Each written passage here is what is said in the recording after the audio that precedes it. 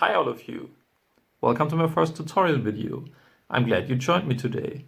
I'm gonna show you how to build one of those terrain pieces. I use them for the Fallout Wasteland Warfare tabletop by Modifius, but you can also use it for some zombie apocalypse games like The Walking Dead or for your Warhammer 40k games. Now let's hop right into it. First, the tools that you'll need: a knife, side cutter, scissors, super glue and needle and thread over here. Next to the material I use. For the posts I use some plastic rods from Evergreen Models. They are 2mm thick, it's number 212 for me. They are perfect. And for the base I always use 1mm thick styrene sheet. You can use any company that you want, I like the Evergreen ones. And for the mesh itself I use some aluminium mesh. I use the Firma Noch. In Germany it's called Gelände Alugewebe XL. Don't know how it's called in English, but I guess with the number you can find it on Amazon, eBay, don't know, whatever. So these are the materials that we're going to prepare in the next step. Alright guys, now we're gonna build one of those fences. Base first. I went for 13 centimeters long and 1.5 centimeters wide. For the base, I take a spare plastic card piece, 1.5 centimeters I said. I'm not too accurate here, to be honest, but it's the base of a terrain piece, so for me that's enough. We take our hobby knife, cut along the edge of the ruler. You can even do it with your scissors if you want to, but this way we get a sharper edge. So we've made a small cut and then just break it apart. You have some nice clean edge this way. Another small cut and break it apart again. So that's roughly the base. I decided to make small 45-degree angles out of the base, so when I put them together I can make squares or other degree angles. So we're gonna do the same. You can mark them off if you want to be precise, or just taking one that's ready, use your side cutter and cut it out. Gonna do this with all four. Just scrape with a knife over the sides, scrape a bit off, then you have totally smooth sides. Just one recommendation: don't do this while you're sitting next to your wife in front of the television, because the noise can become pretty ugly. Here you have your base. We're gonna put this aside and working from the bottom up. The next thing we're doing are the poles. For this you need your 0.8 or 2mm rods. I have one already cut to my desired length. It's a bit more than 5 centimeters. And you just take one of your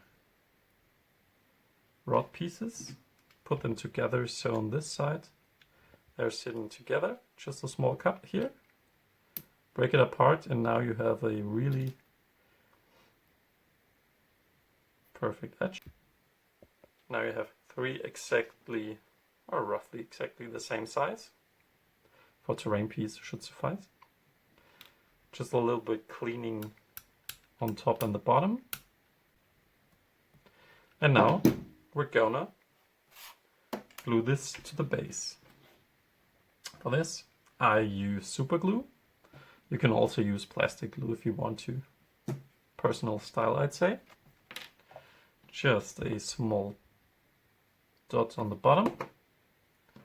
Take your base and in one of the corners up here I glue them down. Wait a second till the glue fits. Is dry. Now to the second one, also a small dot. And in the same corner on the same side. For the middle part, just taking a ruler or something else so that these are in line. I don't measure exactly the middle part because I guess if you go out there in nature, they're also not perfectly measured. Plastic parts finished. We put this away, and next part will be the aluminium mesh. Do the cutting.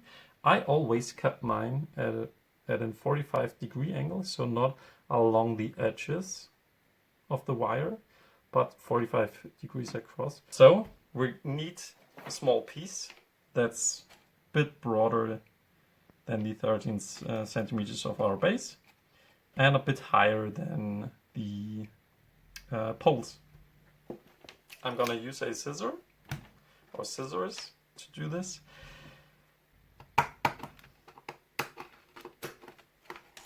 So roughly 45 degrees. So you see, roughly that fits. Now we are back. First of all, we need a 90-degree angle to have something to glue onto the base. So, for not piercing yourself all the time while doing so, I use a ruler to find the 90 degrees to take where the diagonals sit, and then a small plastic piece to make a nice and sharp 90-degree angle.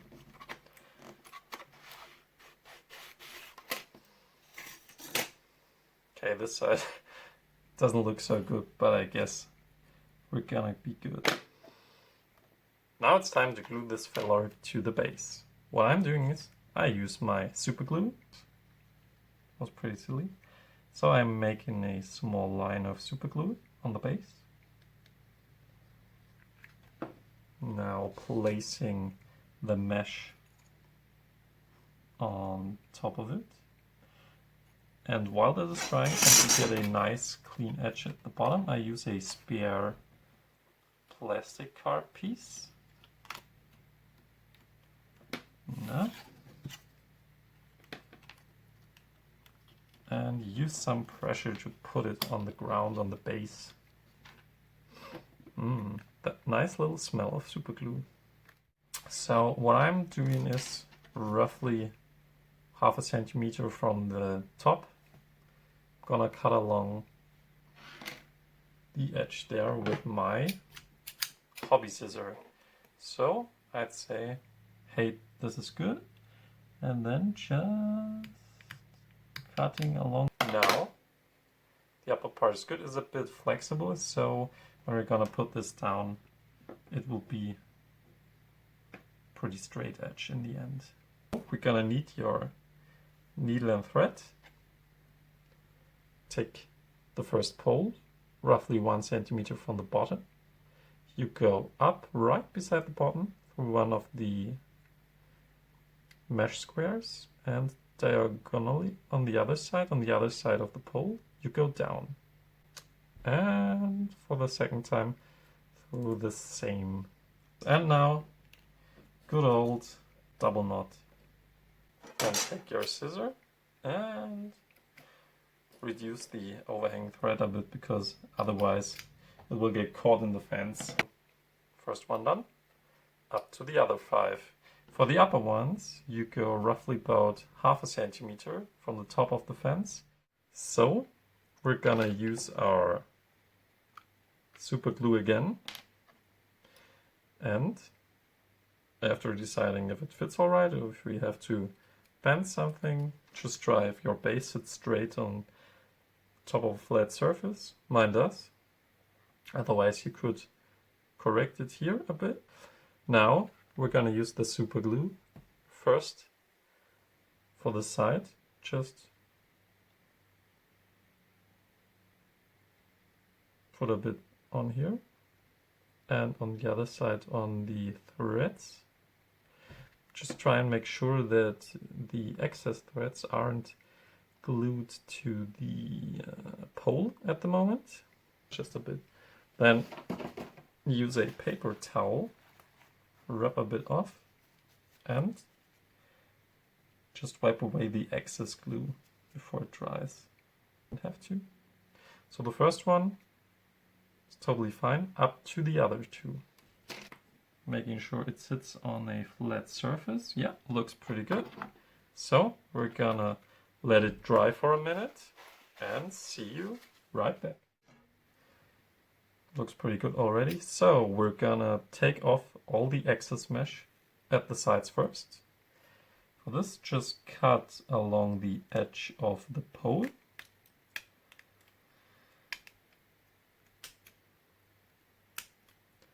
And for the small parts, I use this side cutter.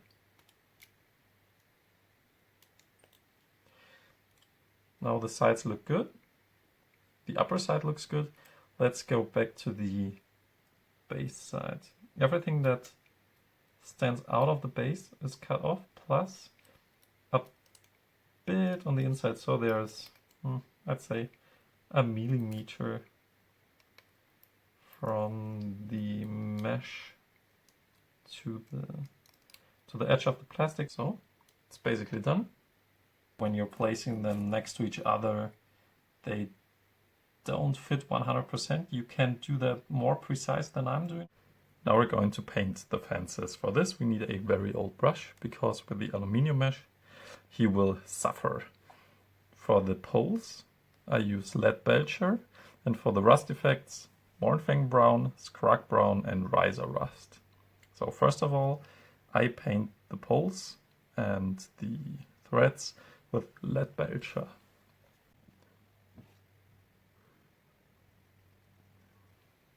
And now we begin with the weathering, the rust effects with Mornfang brown.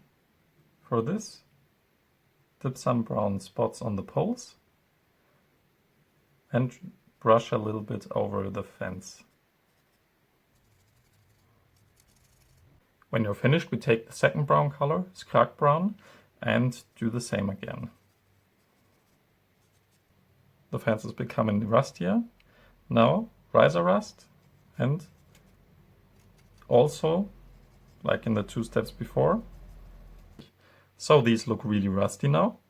I like them. Next step will be the base. I'll do mine with sand. So you can do whatever you like. Grass. See you in a moment. And that is what the two fences look like after basing. I'm totally happy with them. So they joined their brothers. What you can also do is print small warning signs, cut them out and glue them on with a bit painting to make them also rusty. And what you can also do is make some destroyed ones like this, or some that just have seen a bit action, which are not completely destroyed like this. And that's how they might look on the gaming table.